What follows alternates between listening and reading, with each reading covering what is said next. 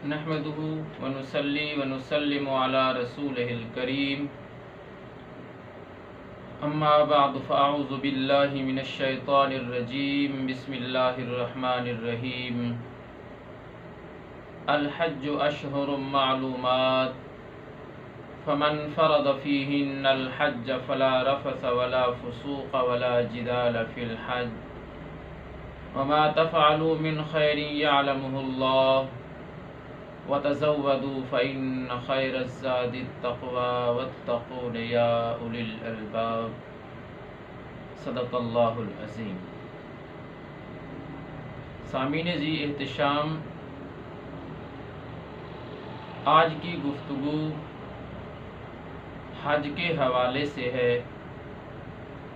حج اسلام کا 5واں رکن، نماز، روزہ اور زکوٰۃ کی طرح حج بھی ہر صاحب استطاعت پر زندگی میں ایک بار فرض ہے۔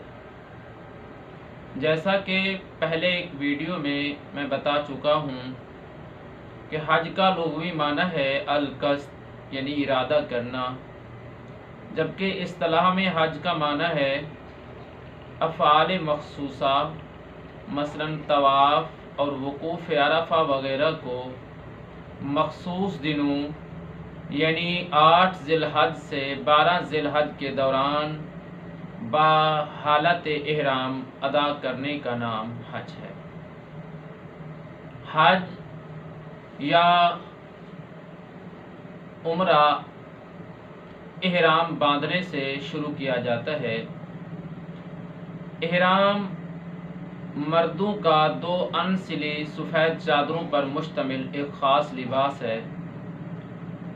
ان چادروں میں سے ایک تہبند کے طور پہ استعمال کی جاتی ہے اور دوسری سے جسم کا اوپر کا حصہ اس طرح ڈھانپا جاتا ہے کہ اس کا ایک سرا بائیں بغل سے نکال کر داہنے کندھے پر لٹکایا جاتا ہے، جبکہ عورتوں کے لیے احرام کا کوئی خاص لباس نہیں ہے۔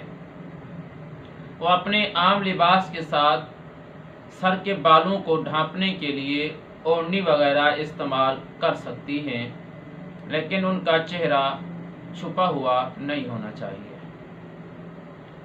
حج کے دوران مقامات مقدسہ کی زیارت کی جاتی ہے۔ آج کی گفتگو کا ابتدائی حصہ ان مقامات مقدسہ کے حوالے سے ہے۔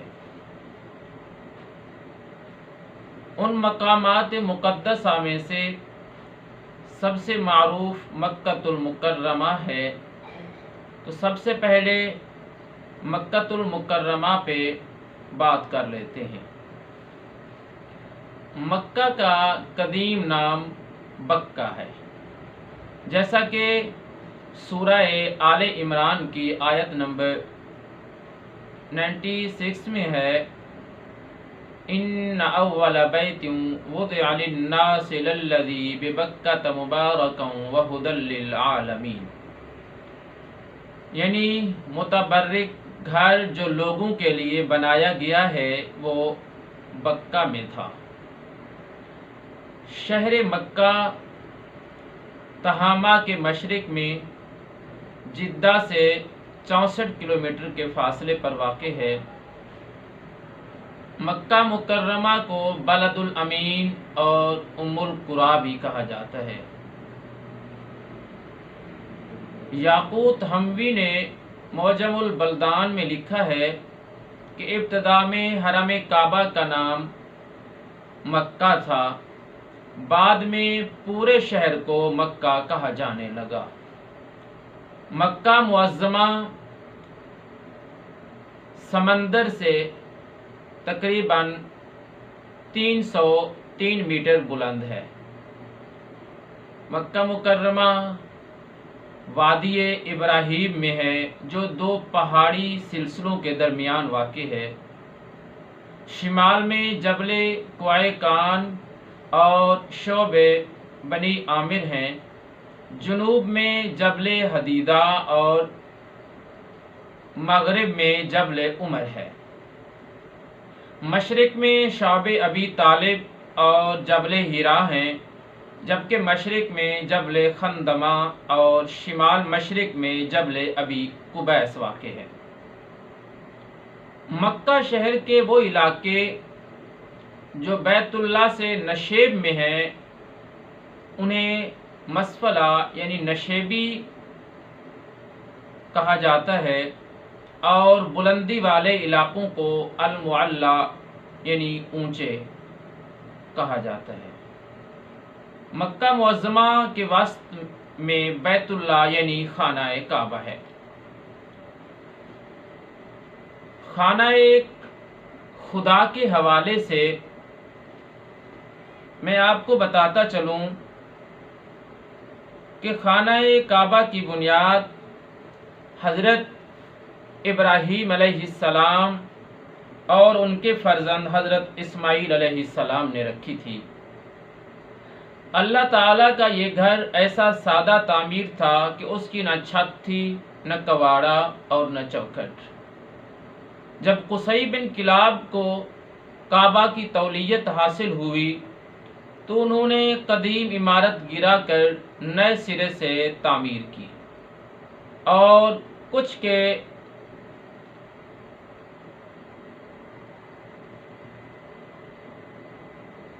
جب قصی بن کلاب کو کعبہ کی تولیت حاصل ہوئی تو انہوں نے قدیم عمارت گرا کر نئے سرے سے تعمیر کی اور کھجور کے تختوں کی چھت ڈال دی۔ تعمیر کعبہ کے بعد سب سے پہلے یہاں قبیلہ جرہم آ کر آباد ہوا، اور بنو جرہم ہی میں حضرت اسماعیل علیہ السلام کی شادی ہوئی تھی۔ کعبہ کے سب سے پہلے متولی حضرت اسماعیل علیہ السلام ہیں۔ حضرت اسماعیل علیہ السلام کے بعد کعبہ کی تولیت آپ کے بیٹے نابد کو اور نابد کے بعد کیدار کو ملی تھی۔ کیدار کے بعد کعبہ کی تولیت پر بنو جرہم نے قبضہ کر لیا، اور آل اسماعیل نے ننہیالی خاندان کی وجہ سے ان سے مخاصمت کرنے سے گریز کیا۔ حرم کعبہ پر سب سے پہلے جس آدمی نے غلاف چڑھایا وہ یمن کا حمیری بادشاہ اسعد طبہ تھا۔ نبی کریم صلی اللہ علیہ وسلم کی عمر جب 35 برس تھی اور سیلاب سے کعبہ کی عمارت کو نقصان پہنچا تھا، قریش نے اسے گرا کر دوبارہ تعمیر کیا، اور اسی موقع پہ آپ علیہ السلام نے حجر اسود کی تنصیب کا فیصلہ فرمایا تھا، اور لوگوں نے آپ علیہ السلام کے اس فیصلے کو قبول کر لیا تھا۔ جب عبداللہ بن زبیر خلیفہ ہوئے تو انہوں نے کعبہ کو ابراہیمی بنیادوں پر از سر نو تعمیر کیا، لیکن 10 سال بعد 74 ہجری میں اموی خلیفہ کے حکم سے حجاج بن یوسف نے پھر اسے قریش کی بنیادوں پر تعمیر کر دیا۔ شعبان 1039 ہجری میں موسلا دھار بارش سے کعبہ زمین بوس ہو گیا تو عثمانی خلیفہ مراد چہارم نے اسے نئے سرے سے تعمیر کرایا۔ چنانچہ کعبہ کی موجودہ عمارت عثمانی تعمیر ہے۔ اس کی اونچائی 15 میٹر تقریباً، اس کی لمبائی 12 میٹر اور چوڑائی 11 میٹر ہے۔ بیت اللہ مسلمانوں کے قبلہ کو بیت اللہ یا کعبہ کہا جاتا ہے۔ یہ مروہ پہاڑی کے شمال میں ہے، مروہ پہاڑی کعبہ کے شمال میں ہے، جبکہ صفا کعبہ کے جنوب میں ہے۔ صفا اور مروہ کے درمیان المسعی یعنی سعی کا راستہ ہے، جو قدر جنوب مشرق سے شمال کو چلایا گیا ہے، بلکہ ہلکے نیلے رنگ کے سخت پتھر سے بنے ہوئے بیت اللہ کو کعبہ اس لیے کہتے ہیں کہ اس کی شکل مکعب ہے۔ بظاہر اس کی لمبائی، چوڑائی اور اونچائی برابر ہیں، مگر غور سے دیکھیں تو ایسے نہیں ہے۔ بیت اللہ زمین سے 15 میٹر یعنی 49 فٹ 3 انچ بلند ہے۔ حتیم کی جانب اور اس کے مقابل کی دیواریں 35 فٹ لمبی ہیں، جبکہ دروازے والی اور اس کے مقابل کی غربی دیوار 40 فٹ کی ہیں۔ دروازہ فرش مطاف سے 6 فٹ بلند ہے۔ خود دروازے کی بلندی 6.5 فٹ ہے اور اس کے بائیں ہاتھ زمین سے قریباً 5 فٹ بلندی پر حجر اسود ہے۔ کعبے کا دروازہ مشرقی جانب ہے۔ اس کے مشرقی گوشے میں حجر اسود ہے اور جنوبی گوشہ رکن یمانی کہلاتا ہے۔ بیت اللہ کے ارد گرد مسجد حرام واقع ہے، جس میں کئی دروازے ہیں، مثلا باب فتح، باب عمرہ، باب عبدالعزیز، باب الصفا، باب الفتح اور باب السلام، جو کہ مشرق میں واقع ہے۔ باب کعبہ کے دائیں ہاتھ مقام ابراہیم ہے، جو شیشے کے خول میں بند اور قابل دید ہے۔ کعبے کے مشرق میں تھوڑے فاصلے پر چاہ زمزم ہے، جس کے حوالے سے بات ہم آگے چل کر کریں گے۔ حج کے حوالے سے جو اگلا مرحلہ ہے وہ ہے طواف کعبہ۔ کعبہ کے طواف کے وقت حکم ہے کہ ابتدائی 3 چکر رمل کے لگائیں۔ رمل کا مطلب ہے جس طرح پہلوان اکھاڑے میں اکڑ اکڑ کر چلتا ہے، اس طرح چلنا۔ اس کی وجہ یہ ہے کہ جب رسول اکرم صلی اللہ علیہ وسلم ہجرت کے بعد پھر مکہ مکرمہ تشریف لے گئے تو رسول اکرم صلی اللہ علیہ وسلم نے صحابہ کرام سے فرمایا کہ ہماری عاجزی کو کفار کمزوری نہ سمجھنے لگ جائیں، فلہذا پہلے چکر رمل کے لگاؤ،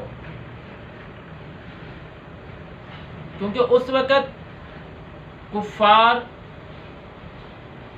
مشاہدہ کر رہے تھے، دیکھ رہے تھے کہ مسلمانوں کی اب جسمانی طاقت کی صورت کیا ہے۔ اللہ کو یہ ادا ایسی پسند آئی کہ آج تک جب بھی حجاج جاتے ہیں تو ابتدا میں رمل ضرور کرتے ہیں، کیونکہ رسول اکرم صلی اللہ علیہ وسلم نے اس وقت حکم دیا تھا کہ پہلے چکر رمل کے لگاؤ۔ صفا اور مروہ، صفا اور مروہ یہ وہ 2 پہاڑیاں ہیں جن کے درمیان حضرت اسماعیل علیہ السلام کی والدہ حضرت ہاجرہ پانی کی تلاش میں سعی کر رہی تھی، اور انہی کی یاد تازہ کرنے کے لیے حاجی ان دونوں پہاڑوں کے درمیان سعی کرتے ہیں۔ صفا و مروہ تقریباً نصف میل کی دوڑ ہے اور 7 چکر میں 3.5 میل بن جائیں گے۔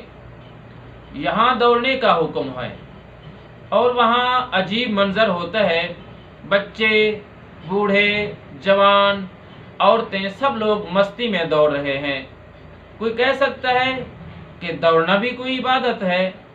حضرت ہاجرہ سلام اللہ علیہا تو اس لیے دوڑی تھی کہ ان کو اپنے لخت جگر حضرت اسماعیل کے لیے پانی چاہیے تھا۔ حاجی کی بغل میں پانی کی بوتل موجود ہے۔ حضرت حاجرہ تو اپنے بیٹے کے لیے پانی کی تلاش میں دوڑی تھیں، جبکہ یہاں تو حاجی کے ساتھ بیٹا بھی دوڑ رہا ہے۔ ماں، بیٹا، باپ، بیٹا اکٹھے دوڑ رہے ہیں۔ وہ تو پانی کے لیے دوڑی تھی، کیا حاجی پانی کے لیے دوڑ رہے ہیں؟ نہیں۔ بچے کے لیے دوڑ رہے ہیں؟ نہیں، بالکل نہیں۔ اللہ کی بندی حضرت حاجرہ کی سنت کو ادا کر رہے ہیں، اور حضرت حاجرہ نے اس وادی غیر ذی زرع میں جس جرأت، صبر، استقلال کا مظاہرہ کیا، اس کی نظیر ملنا آسان نہیں۔ ہسٹوریکل نالج کے ویورز، جب حضرت ابراہیم کے لخت جگر حضرت اسماعیل کی حضرت حاجرہ سلام اللہ علیہا کے بطن سے پیدائش ہوئی، تو حضرت ابراہیم کی پہلی بیوی حضرت سارہ کو اس بات پہ رشک آیا، اور انہوں نے کہا کہ اسماعیل اور اس کی ماں حاجرہ کو کسی اور جگہ چھوڑ آئیں۔ اس کے بعد حضرت ابراہیم علیہ السلام کے قلب پہ یہ القاء ہوا، تو آپ علیہ السلام نے ان دونوں کو چھوڑنے کے لیے سفر شروع کیا، اور جب حضرت حاجرہ اور حضرت اسماعیل کو وادی ذی زرع میں سحری کے وقت ایک مشکیزہ پانی اور کچھ کھجور دے کر جانے لگے، تو بی بی حاجرہ نے سے پوچھا کہ ہمیں کہاں چھوڑ کے جا رہے ہیں؟ تمسکت بعضیالہ، دامن پکڑ کے کہا، اس ویرانے میں ہمیں چھوڑ کے آپ کہاں جا رہے ہیں؟ آپ نے کوئی جواب نہیں دیا۔ جب حضرت ابراہیم نے کوئی جواب نہ دیا تو بی بی حاجرہ نے بھانپ لیا اور پوچھا، حل امرکا ربکا، کیا یہ رب کا حکم ہے؟ آپ نے زبان سے ہاں کرنے کے بجائے سر ہلا کے جواب دیا، نعم، ہاں، یہ میرے رب کا حکم ہے۔ اس کے بعد بی بی حاجرہ نے کہا تھا کہ اگر یہ میرے رب کا حکم ہے تو وہ مجھے ضائع نہیں ہونے دے گا۔ یہ ایسی جگہ تھی، یہ ایسا ویرانہ تھا، مورخ اسلام حفیظ جالندری اس وادی کا نقشہ کھینچتے ہوئے لکھتے ہیں، وہ وادی جس میں وحشت بھی قدم رکھتی تھی ڈر ڈر کے، جہاں پھرتے تھے تھپیڑے باد سرسر کے، جہاں پر گھاس اگتی ہے نہ پھول کھلتے ہیں، مگر وہ سرزمی ہے آسماں بھی جھک کے ملتے ہیں۔ ایسی وادی جہاں پر گزرتے ہوئے دن کو بھی ڈر لگے، عورت ذات اور معصوم بچہ ساتھ ہے، کھانے کے لیے چند کھجوریں اور پینے کے لیے ایک مشکیزہ پانی، اور کسی کی ہمسائیگی بھی نہیں ہے۔ جب یہ اللہ کی رضا کے لیے حضرت حاجرہ رکی اور کھانے پینے کے لیے کچھ نہیں بچا کہ سانسوں کی ڈوری اب چلتی رہے، جب حضرت حاجرہ نے صفا و مروہ پہ 7 مرتبہ دوڑ لگائی کہ کہیں سے پانی مل جائے، کھانے کے لیے مل جائے، جب آپ کو کوئی آدم زاد نظر نہ آیا، کہیں سے کچھ نہ پایا، تو اللہ کو یہ ادا ایسی پسند آئی، فرمایا، حاجرہ قیامت تک ہر حاجی ان راہوں پہ دوڑ کے تیری یاد منائے گا۔ حضرت حاجرہ کی اس سعی کی قبولیت کا عالم دیکھیں کہ دن کو جائیں دوڑ لگی ہوئی ہے، رات کو جائیں دوڑ لگی ہوئی ہے، صبح جائیں دوڑ لگی ہوئی ہے، شام کو جائیں دوڑ لگی ہوئی ہے، برستی بارش میں دوڑ لگی ہوئی ہے، کڑکتی دھوپ میں دوڑ لگی ہوئی ہے، سروں کا سمندر ہے، لوگ دوڑے جا رہے ہیں۔ چاہیے کیا؟ کچھ بھی نہیں۔ پانی چاہیے؟ نہیں، پانی کی بوتل حاجی کے پاس ہے۔ بیٹا چاہیے؟ نہیں، کیونکہ بیٹا بھی یہاں باپ کے ساتھ دوڑ رہا ہوتا ہے۔ کیا چاہیے؟ کچھ بھی نہیں۔ یہ صرف اللہ کی بندی حضرت حاجرہ کی یاد تازہ کی جا رہی ہے۔ اللہ نے قرآن حکیم میں فرمایا، اِنَّا كَذَلِكَ نَجْزِي الْمُحْسِنِينَ۔ اللہ نے حضرت حاجرہ کی اس سعی کے بعد صفا اور مروہ کو اپنی نشانیاں قرار دیا ہے۔ اللہ نے قرآن حکیم میں ارشاد فرمایا، اِنَّ الصَّفَا وَالْمَرْوَةَ مِن شَعَائِرِ اللَّهِ۔ حج کے دوران جن مقامات کو دیکھا جاتا ہے ان میں سے ایک جگہ آب زمزم بھی ہے۔ اگر اس کی تاریخ کو دیکھیں تو یہ ایک ایمان افروز بھرا واقعہ ہے۔ دنیا میں موجود تمام چشمے اللہ نے جاری کیے ہیں، مگر اس چشمہ آب زمزم کا الگ ہی پروٹوکول ہے۔ آب زمزم کو کھڑے ہو کے پینے کی ترغیب ہے، جبکہ باقی کسی بھی جگہ کا پانی ہو حکم اس کے برعکس ہے۔ اس پروٹوکول کی وجہ کیا ہے؟ اس کی سادہ سی وجہ یہ ہے کہ یہ پانی حضرت ابراہیم کے فرزند حضرت اسماعیل علیہ السلام کے قدموں کی رگڑ سے جاری ہوا تھا۔ آب زمزم کے جاری ہونے کا پس منظر کچھ تو آپ کو میں بتا چکا ہوں، باقی بھی عرض کرتا چلوں کہ جب حضرت ابراہیم حضرت اسماعیل اور حضرت ہاجرہ کو چھوڑ کر گئے تو دی گئیں چند کھجوریں اور پانی ختم ہو گیا۔ جب حضرت ہاجرہ کو کوئی غذا نہ ملی تو بچے کو چھاتی سے دودھ پلانا ناممکن ہو گیا، تو حضرت ہاجرہ نے خوراک کے لیے صفا و مروہ پہ 7 مرتبہ دوڑ لگائی۔ جب مایوس ہو کے واپس آئی، نگاہ حضرت اسماعیل کے قدموں پہ گئی تو دیکھتے ہیں کہ پانی کا چشمہ جاری ہو گیا ہے۔ تو حضرت ہاجرہ چھوٹے چھوٹے پتھروں سے اس کے گرد ڈھیری لگاتی ہیں اور ساتھ بولتی ہیں یا ماء زمزم، اے پانی رک جا۔ تو یہ حضرت اسماعیل علیہ السلام کی ہمیں یاد دلاتا ہے۔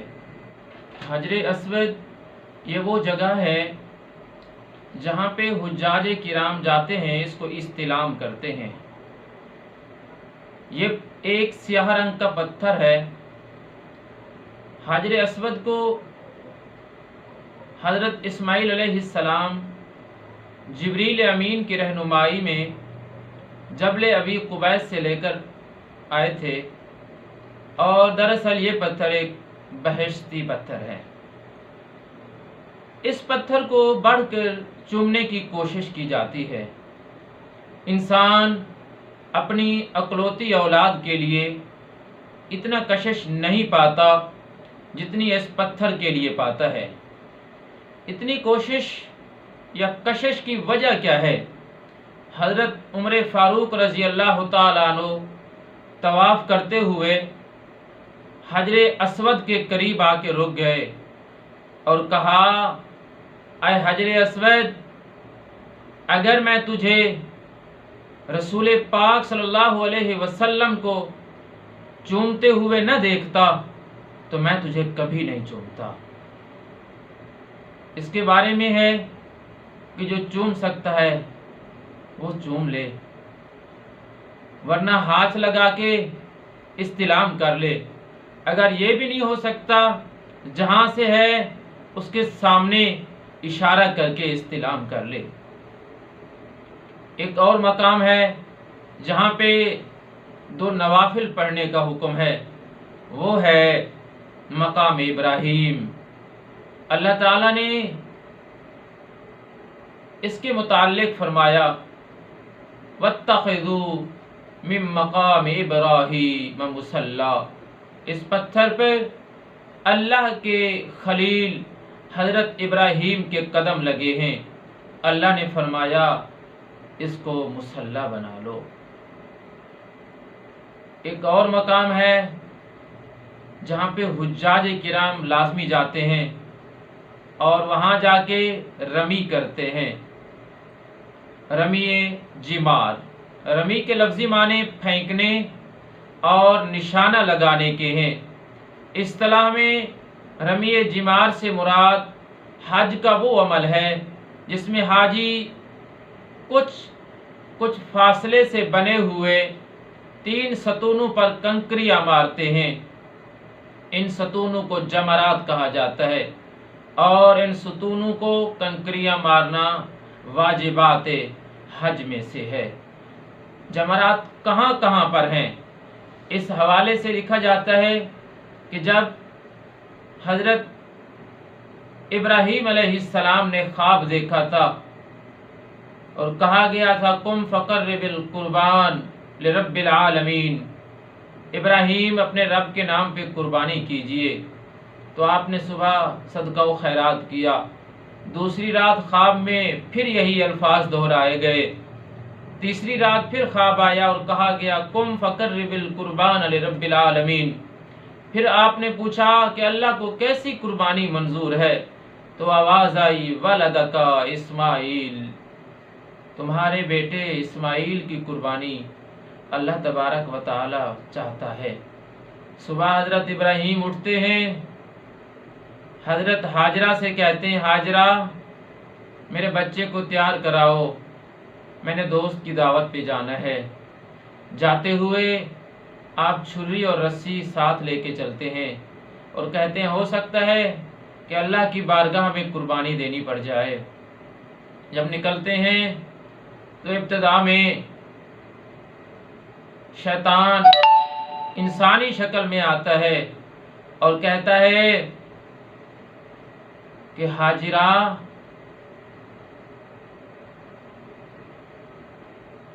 شیطان انسانی شکل میں آتا ہے اور کہتا ہے ہاجرہ تجھے پتہ ہے تیرا خاوند تیرے بیٹے کو لے کے کہاں جا رہا ہے؟ کہتی ہیں دوست کی دعوت پہ۔ وہ کہتا ہے دوست کی دعوت پہ ساتھ چھری اور رسی لے کے کیوں جا رہا ہے؟ تو حضرت ہاجرہ کہتی ہیں تو کہنا کیا چاہتا ہے؟ وہ کہتا ہے حضرت ابراہیم اپنے بیٹے کو اللہ کے نام پہ قربان کرنے جا رہے ہیں۔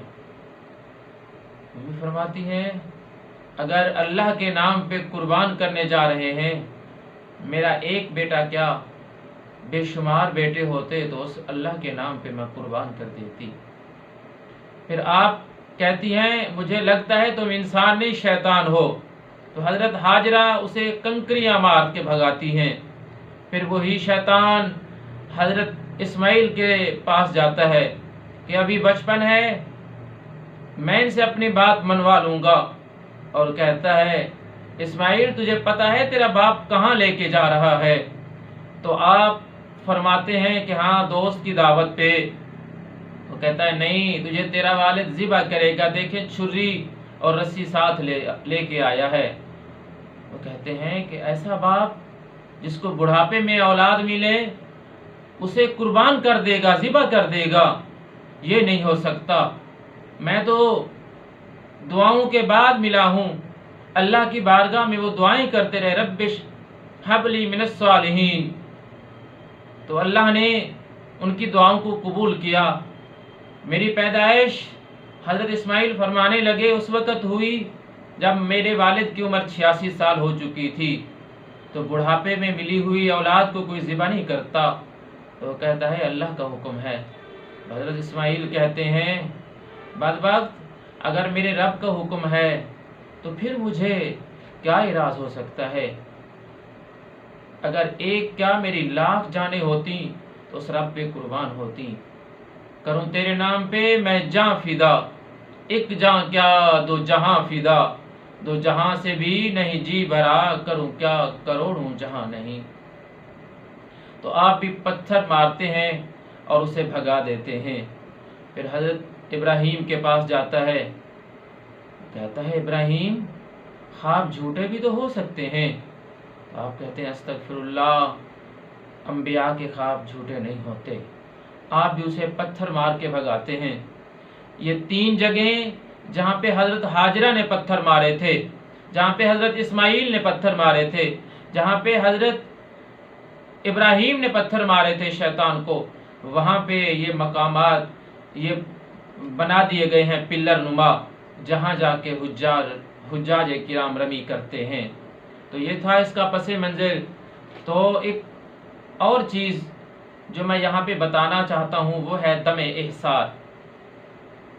دم احسار حج یا عمرہ کی نیت کر لینے کے بعد کوئی شخص کسی وجہ سے حج یا عمرہ ادا کرنے سے روک دیا جائے تو اس کو حسب مقدور قربانی دینی ہوتی ہے۔ اس قربانی کو دم احصار کہا جاتا ہے، یعنی وہ خون جو احصار کی وجہ سے واجب ہوا۔ ایک اور مقام ہے جہاں پر حجاج کرام لازماً جاتے ہیں، وہ مقام ہے مقام مینا۔ مینا مکہ سے 7 کلومیٹر کے فاصلے پر ہے۔ اگرچہ گنبد صفا کے قریب اور کوہ ابو قبیس کے نیچے بنی ہوئی سرنگوں میں سے جائیں تو یہ فاصلہ 3.5 کلومیٹر رہ جاتا ہے۔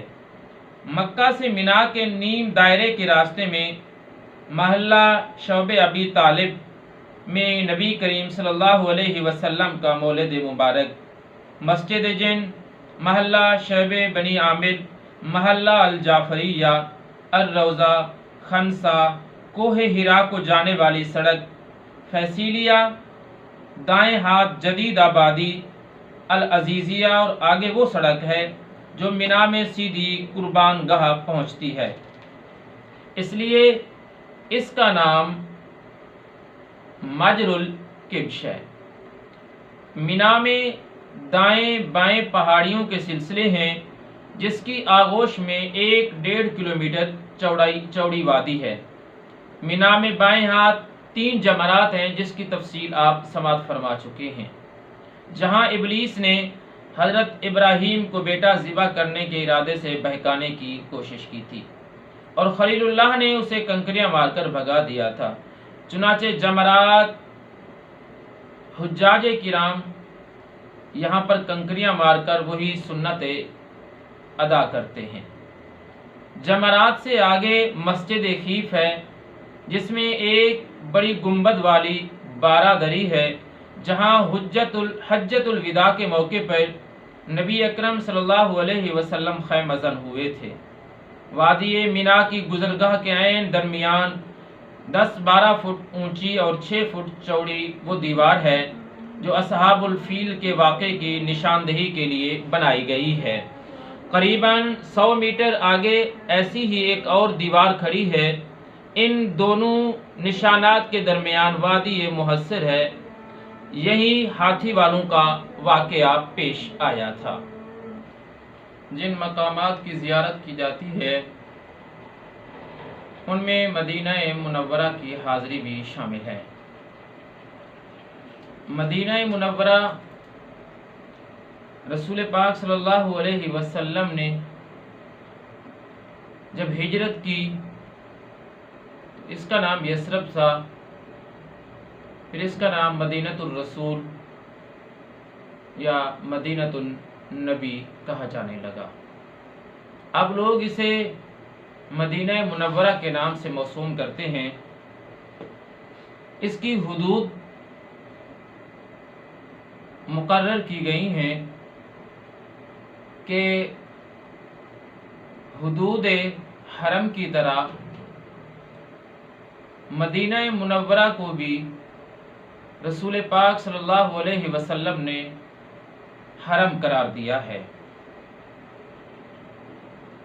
اس حرم کی حدود جنوب میں جبل عید جو کہ میقات مدینہ منورہ ہے، جسے آج کل بیار علی کے نام سے موسوم کیا جاتا ہے، کی جنوبی سمت میں واقع ہے۔ شمال میں جبل ثور ہے جو مدینہ منورہ کے معروف پہاڑ جبل احد جہاں جنگ احد ہوئی تھی، نیز اس جنگ میں 70 جلیل القدر صحابہ کرام شہید ہوئے تھے، اور بعض نے 69 لکھا ہے۔ اور اس جنگ میں حضرت حمزہ سید الشہداء، اسلامی تاریخ کے پہلے مقری حضرت مصعب بن عمیر اور حضرت عبداللہ بن جبیر شہید ہوئے تھے۔ یہ وہ پہاڑ ہے جسے نبی صلی اللہ علیہ وسلم محبوب رکھتے تھے، اور آپ علیہ السلام کو یہ پہاڑ محبوب رکھتا تھا۔ ثور اس کی شمال طرف ہے۔ جبل ثور بیل کی کوہان یا گول خیمہ نما شکل کا سرخی مائل رنگ کا پہاڑ ہے۔ مدینہ منورہ ایئرپورٹ سے جو سڑک عیون اور جرف کو جاتی ہے اس پر جبل احد کی شمال میں یہ واقع ہے۔ جبل احد اور جبل ثور وادی قنا میں واقع، ثور شام کی طرف سے حرم نبوی صلی اللہ علیہ وسلم کی حد بندی کرتا ہے، مشرق میں حرہ شرقیہ اور مغرب میں حرہ غربیہ حدود حرم کی حد بندی کرتے ہیں۔ معروف جگہ مسجد نبوی ہے۔ حضرت عائشہ صدیقہ رضی اللہ تعالی عنہ فرماتی ہیں کہ حضرت انس رضی اللہ تعالی عنہ بیان کرتے تھے کہ جب رسول اکرم صلی اللہ علیہ وسلم مدینہ منورہ تشریف لائے تو آپ علیہ السلام مدینہ طیبہ کے بالائی محلہ بنو عمر بن عوف جو کہ قباء میں واقع تھا، اس جگہ پہ نزول فرمایا۔ قباء میں 14 دن قیام فرمانے کے بعد آپ صلی اللہ علیہ وسلم نے بنو نجار کے ہاں اپنا پیغام بر بھیجا، جس پر بنو نجار کے لوگ تلواروں سے مسلح ہو کر آپ علیہ السلام کی خدمت میں حاضر ہوئے، حتیٰ کہ آپ علیہ السلام اپنی سواری قصوہ نامی اونٹنی پر سوار ہوئے، جبکہ حضرت ابو بکر صدیق رضی اللہ تعالیٰ عنہ آپ کے پیچھے سوار ہو کر مدینہ منورہ کی طرف روانہ ہوئے۔ قبیلہ بنو نجار کے سردار و اشراف آپ کے دائیں بائیں اور آگے پیچھے مسرت و خوشی کے ساتھ تلواریں لہراتے ہوئے مدینہ منورہ کی طرف رواں دواں تھے، حتیٰ کہ آپ صلی اللہ علیہ وسلم کی اونٹنی جہاں اس وقت مسجد نبوی ہے آ کر بیٹھ گئی۔ یہاں سب سے قریب حضرت ابو ایوب انصاری کا گھر تھا۔ حضرت ابو ایوب انصاری کا اصل نام خالد ہے، جس میں آپ علیہ السلام نے مسجد نبوی اور اپنے حجروں کی تعمیر تک رہائش رکھی۔ جس جگہ پر اب مسجد نبوی تعمیر شدہ ہے، یہ جگہ دو یتیم بھائیوں سہیل اور سہل بن نافع بن عمر بن ثعلبہ بن نجار کی تھی، جس میں کھجوریں خشک کی جاتی تھیں۔ نیز یہ زمین حضرت سعد بن زرارہ کی حویلی کے اندر واقع تھی، جس میں بعض مسلمان نماز بھی ادا کیا کرتے تھے۔ جب رسول اللہ صلی اللہ علیہ وسلم کی اونٹنی یہاں بیٹھی تو آپ صلی اللہ علیہ وسلم نے فرمایا انشاءاللہ یہی میری منزل ہوگی۔ پھر آپ علیہ السلام نے ان دونوں بھائیوں کو بلا بھیجا اور ان سے فرمایا کہ میں تمہاری زمین پر مسجد بنانا چاہتا ہوں، لہٰذا تم اس کی قیمت وصول کر لو۔ مگر ان جانثاران محمد نے عرض کی اے اللہ کے رسول، ہم یہ زمین آپ کے لیے ہبہ کرتے ہیں، مگر آپ علیہ السلام نے بغیر قیمت کے اس زمین کو حاصل نہ کیا۔ بالآخر حضرت ابو ایوب انصاری اور بعض مورخین نے لکھا ہے کہ حضرت ابو بکر صدیق رضی اللہ تعالی عنہ نے ان دونوں بھائیوں کو 10 درہم میں دیے اور یہ زمین ان سے حاصل کی۔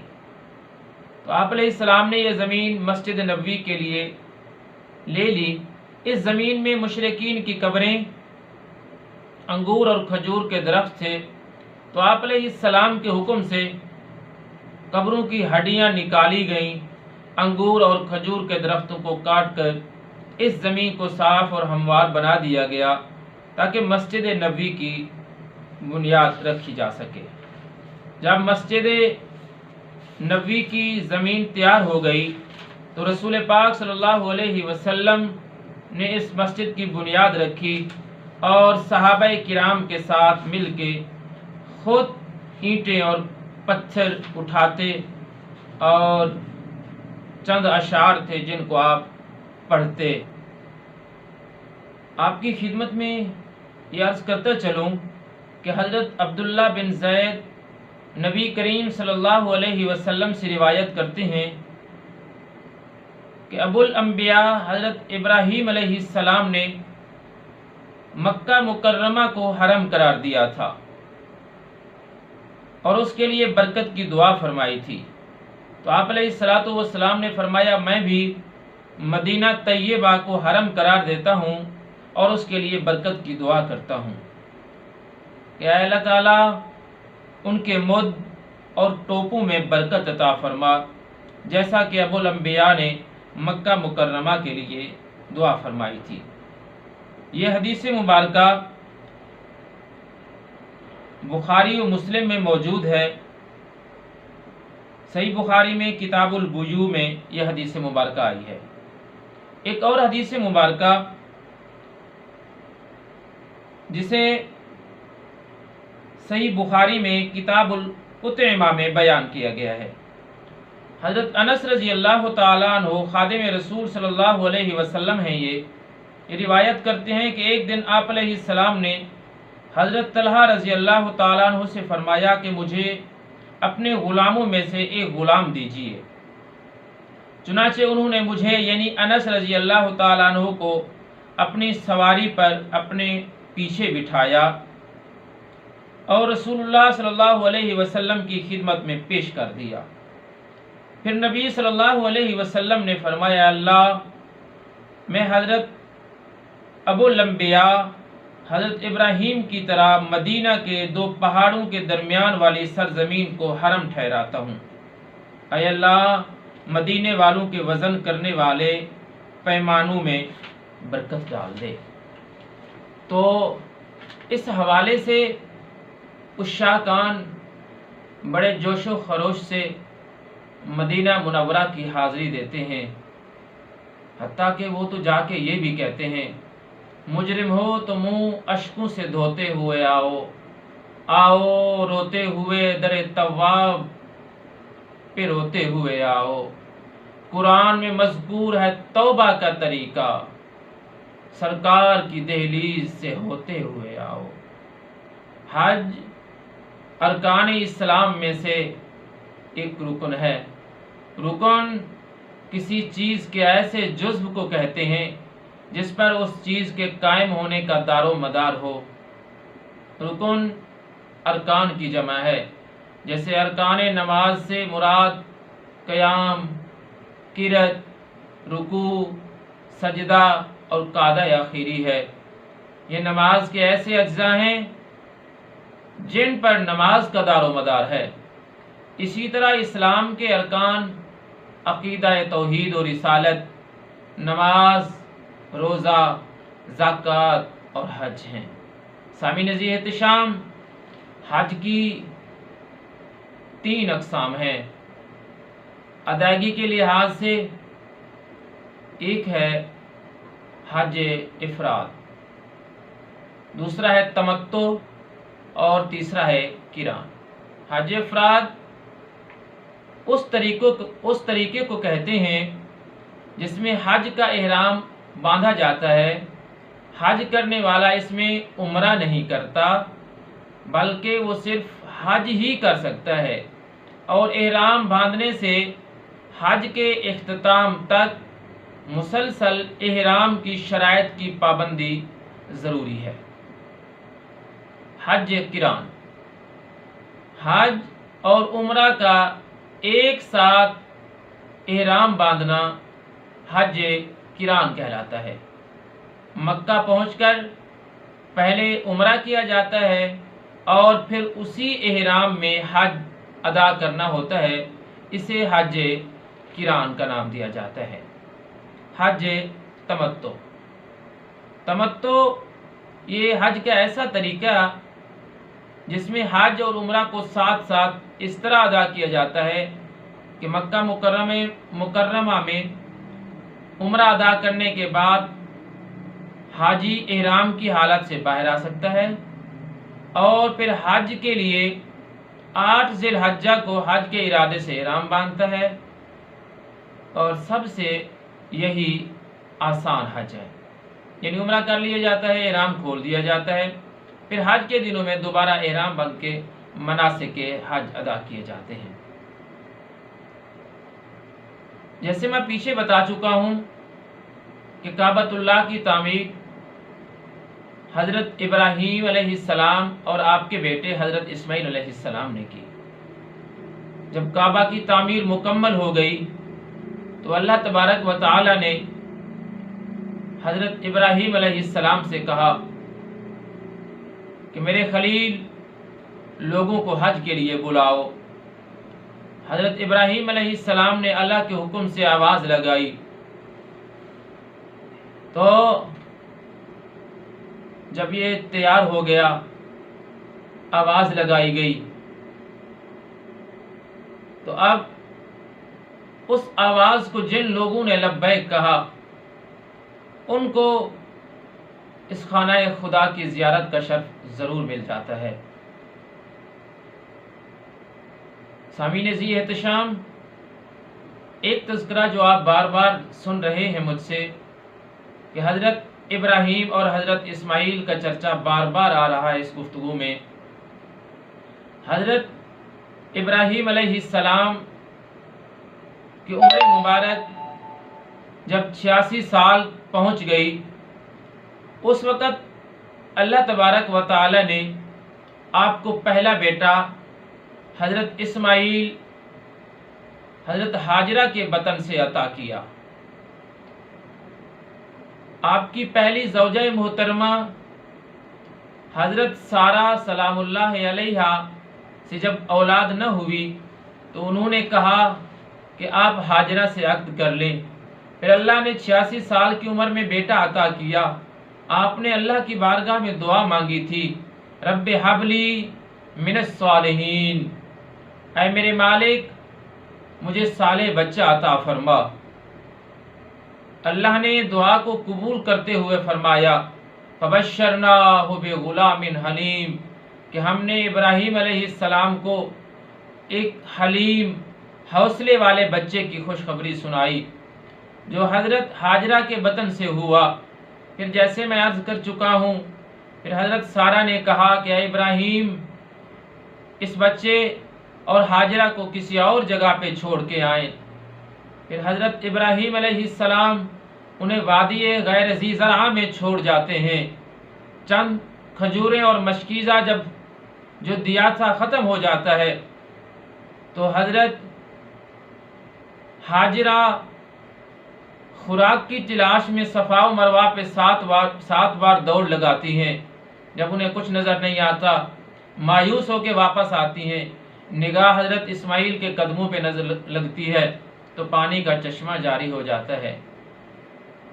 پھر اللہ کا قرآن فرماتا ہے فلما بلغ معه السعی،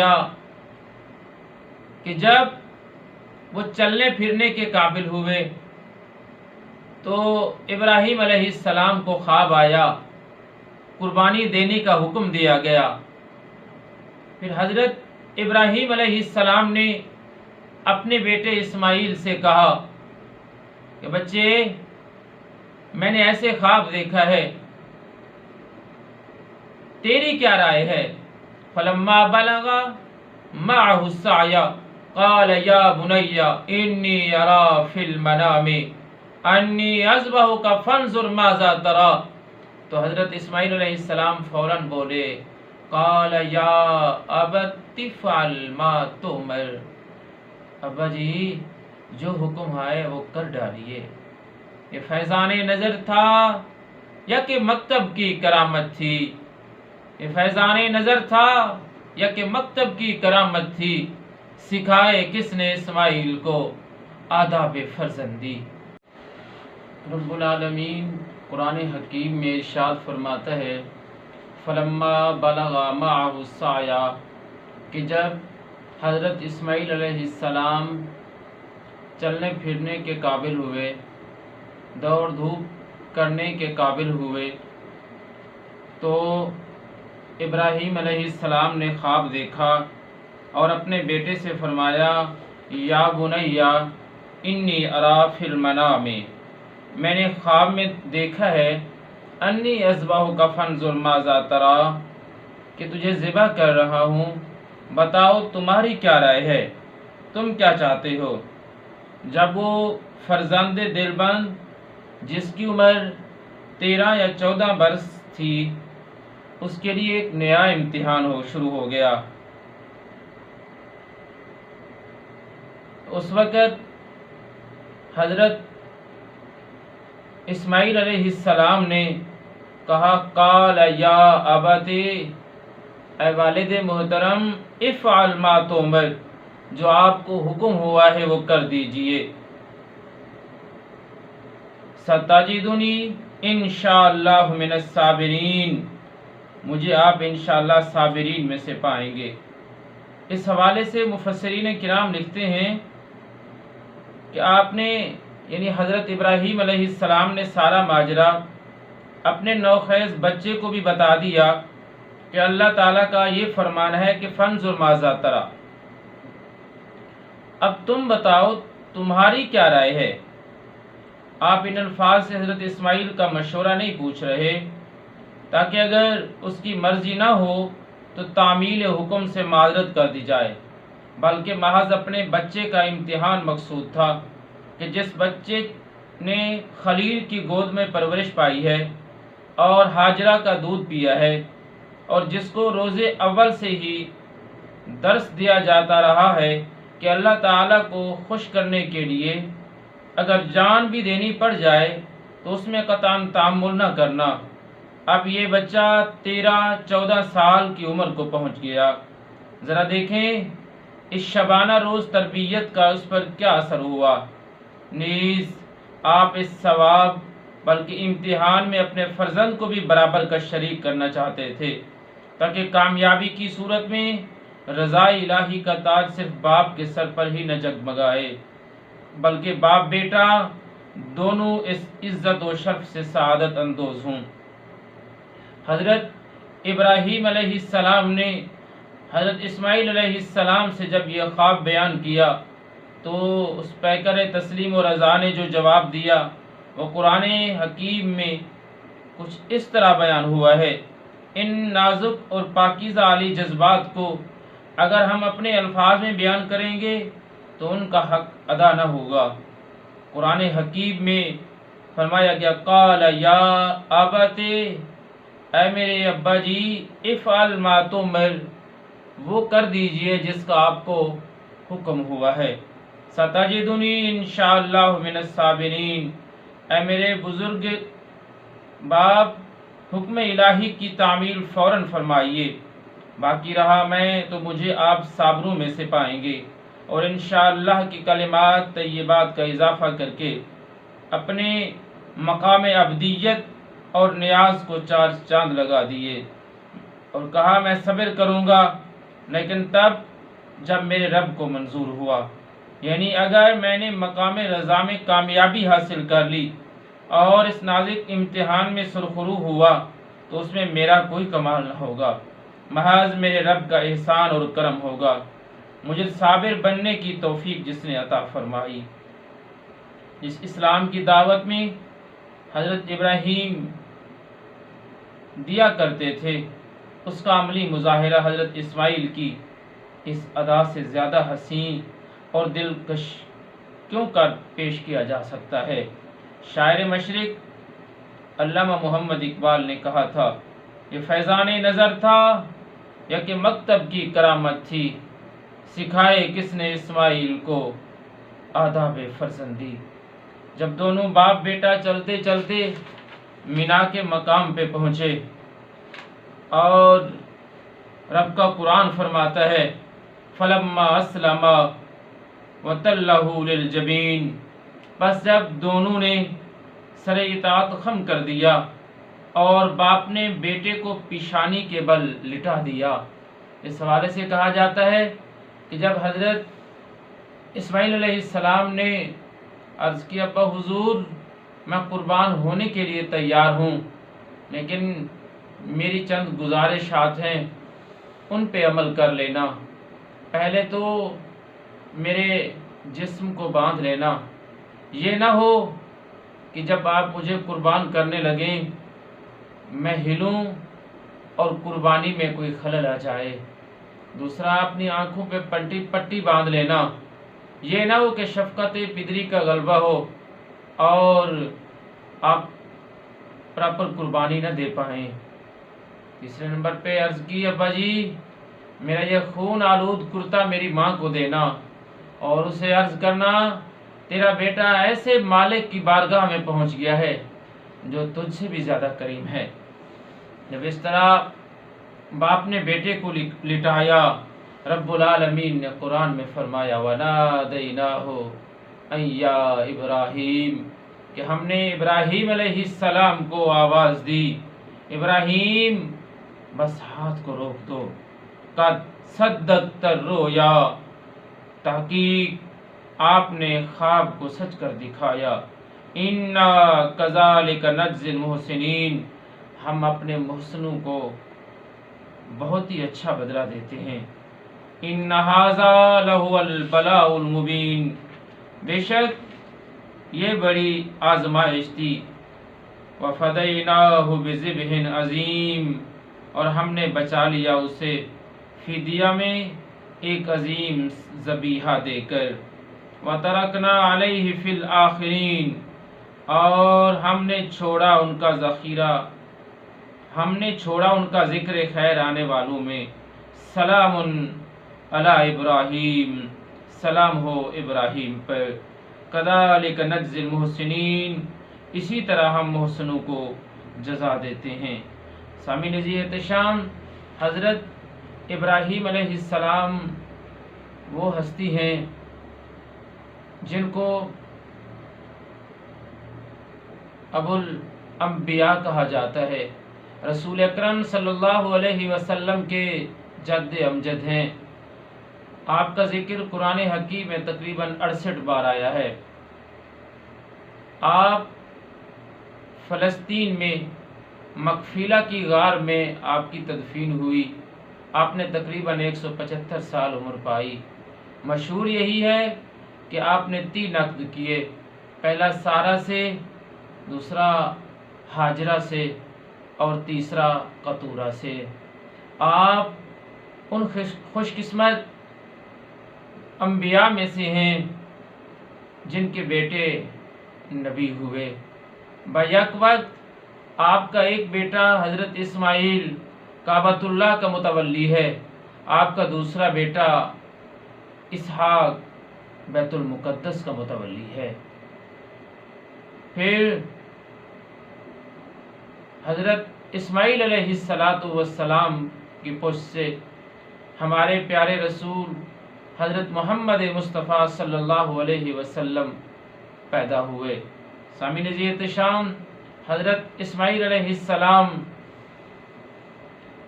جو کہ کعبہ کے سب سے پہلے متولی ہیں، پہلے ان کے بعد ان کے بیٹے نابت بنے متولی، پھر کیدار بنے، پھر بنو جرہم نے اس پہ قبضہ کر لیا۔ سامعین ذی احتشام، یہ وہ مقام ہے جو اللہ نے ان انبیاء کرام کو عطا فرمایا ہے۔ اب قربانی کے متعلق کچھ احکام آپ کی نظر کیے جاتے ہیں۔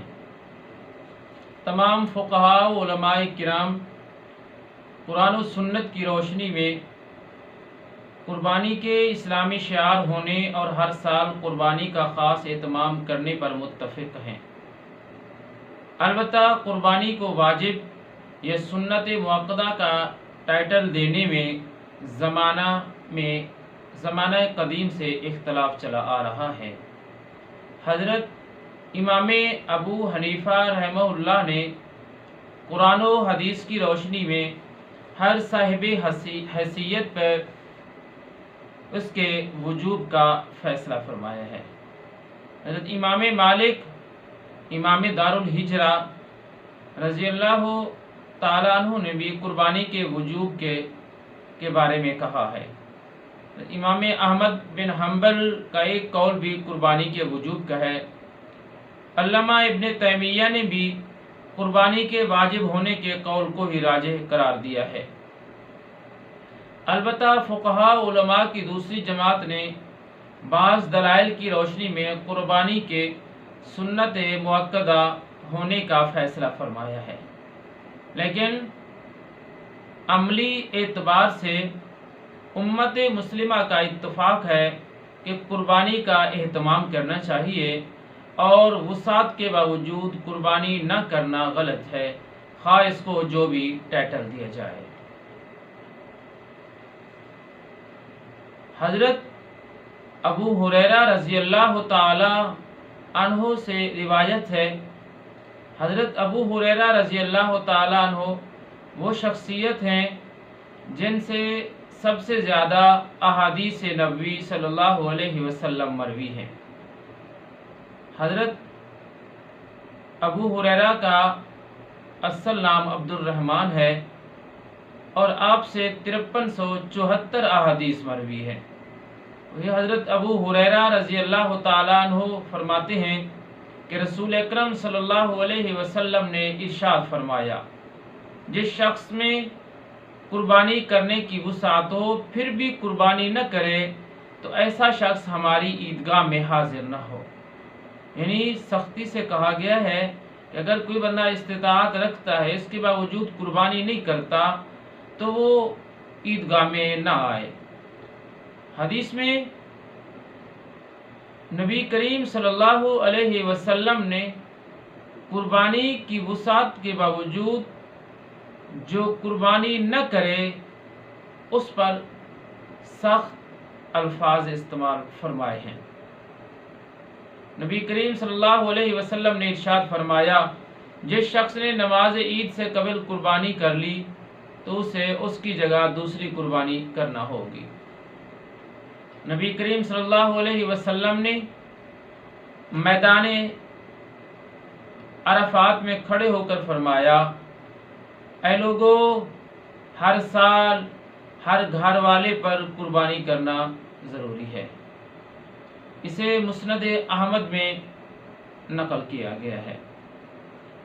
حضرت عبداللہ بن عمر رضی اللہ تعالیٰ عنہ سے مروی ہے کہ رسول اکرم صلی اللہ علیہ وسلم نے 10 سال مدینہ منورہ میں قیام فرمایا اور اس عرصہ قیام میں آپ مسلسل قربانی فرماتے تھے۔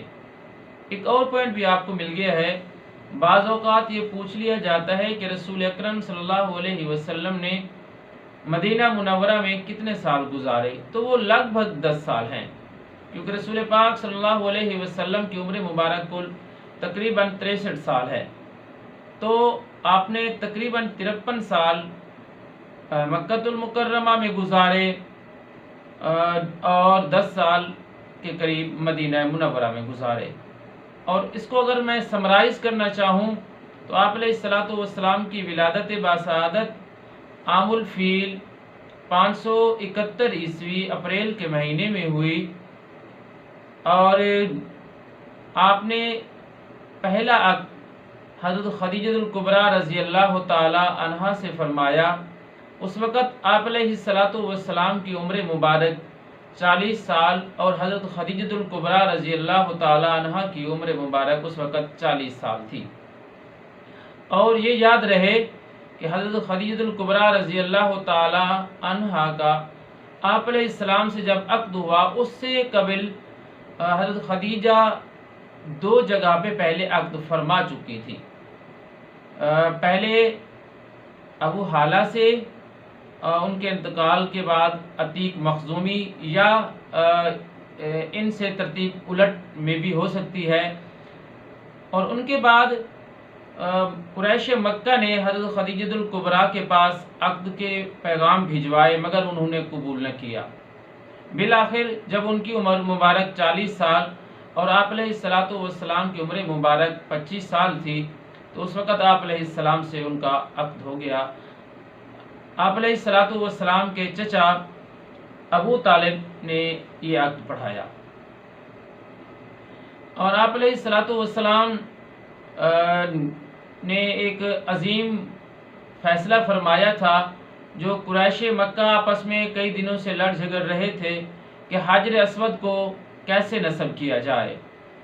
جب کعبہ کی تعمیر ہو چکی تھی تو ہر قبیلہ چاہتا تھا کہ حجر اسود کو وہ نصب کرے۔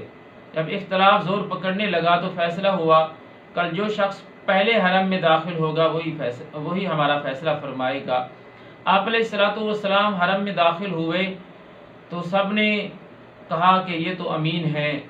آپ علیہ الصلوۃ والسلام نے انہیں کہا کہ ایک کپڑے میں چادر میں حجر اسود کو رکھ دیا جائے۔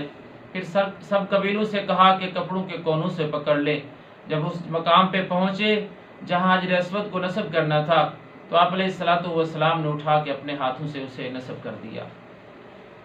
اور جب عمر مبارک آپ علیہ الصلوۃ والسلام کی 40 سال ہوئی تو آپ علیہ الصلوۃ والسلام پہ پہلی وحی کا نزول ہوا۔ پہلی وحی میں سورہ علق کی ابتدائی 5 آیات نازل ہوئیں اور اس کے بعد کچھ عرصہ وحی نہیں آئی۔ پھر دوسری وحی کے بعد یعنی سورہ مدثر کی آیات مقدسات نازل ہوئیں۔ 3 سال آپ علیہ الصلوۃ والسلام نے خفیہ تبلیغ فرمائی اور 3 سال کے بعد رب العالمین نے ارشاد فرمایا وَأَنذِرْ عَشِيرَتَكَ الْأَقْرَبِينَ۔ پھر آپ علیہ السلام نے اپنے اقربا کو بلایا اور ان سے باتیں کی۔ پھر رب العالمین نے ارشاد فرمایا فَاصْدَعْ بِمَا تُؤْمَرُ وَأَعْرِضْ عَنِ الْمُشْرِكِينَ، یعنی اب علی اعلان تبلیغ کرنے کا حکم دیا گیا۔ آپ علیہ الصلوۃ والسلام نے ابتدا میں دار ارقم کو خفیہ تبلیغ کا مرکز بنایا۔ حضرت ارقم بن ارقم مخزومی کا یہ گھر کوہ صفا پہ تھا۔ سب سے پہلے وہاں اسلام لانے والے کا نام عاقل بن ابی بکیر ہے اور دار ارقم میں سب سے آخر میں اسلام لانے والے حضرت عمر فاروق رضی اللہ تعالیٰ عنہ ہیں۔ حضرت عمر فاروق رضی اللہ تعالیٰ عنہ 6 ذی الحج کے مہینے میں ایمان لاتے ہیں۔ کفار کی جب سختیاں بڑھیں تو آپ علیہ الصلوۃ والسلام شعب ابی طالب میں چلے گئے۔ 3 سال وہاں مشقتیں برداشت کیں۔ پھر 3 سال کا جب یہ مقاطعہ ختم ہوا تو آپ علیہ الصلوۃ والسلام کو رب العالمین نے رجب 10 نبوی میں معراج کرایا اور اسی رجب 10 نبوی میں حضرت خدیجہ الکبریٰ کا انتقال ہو گیا اور کچھ عرصے بعد آپ کے شفیق چچا ابو طالب بھی رحلت کر گئے۔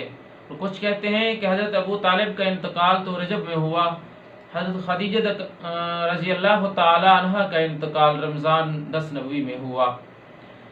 لیکن یہ بات مسلمہ ہے کہ ان دونوں شخصیات کا انتقال 10 نبوی میں ہی ہوا، اس لیے آپ علیہ الصلوۃ والسلام نے اس سال کو عام الحزن قرار دیا، غم کا سال۔ جب یہ 2 ہستیاں چلی گئیں تو آپ علیہ السلام نے کہا کہ یہ تو غم کا سال ہے۔ پھر اسی 10 نبوی میں شوال کے مہینے میں رسول اکرم صلی اللہ علیہ وسلم طائف کی طرف تشریف لے گئے کہ انہیں تبلیغ کی جائے۔